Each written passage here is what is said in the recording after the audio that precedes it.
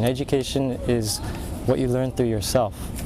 It's not about what other people teach you if you're not listening to it. It's about what you actually learn about life and about what you're going to apply to life.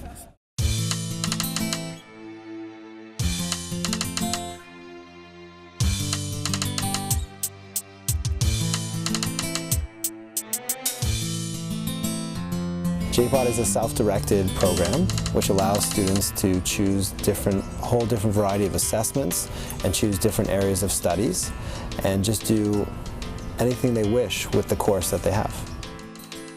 They set their own timelines and they try to bring together their own resources. jPod works through creativity, basically. The whole thing is a creative process, so the student has total control of their own destiny. Sort of an independent, researched, guided course. jPod has helped students because it shows them a different way of learning. It allows them the flexibility in their course. And it also gives an aspect of community that sometimes the students don't necessarily get in the regular classroom. I've seen students become more responsible. They seem to be more independent, and in some cases they learn about different things about their specific learning styles and what type of learning and assessments fit them. It's just kind of made me more independent and motivated to do like my own work. Instead of getting a teacher like on my case, like do this, I just kind of like do it myself. I think jPod, now I think education is being a fun part of my life. Now I see it as something that you need instead of before when it was a hassle. It taught me a lot about what you need to go into the real world. It's taught me that I can do things on my own and that it can make me become more self-sufficient and independent. It's important because university is the next step, and you got to be self-disciplined, you got to have self-management, and you got to know your goals. In jPod, those are three things that you learn to accomplish, you learn to achieve. I think the most important characteristics are just being self-motivated, like liking the subject that you're taking, or else like you won't want to do it, and probably just being responsible and organized, because if you don't know what you're doing, then you're never going to get anything done. Organization, time management, they have to be motivated, they have to be driven.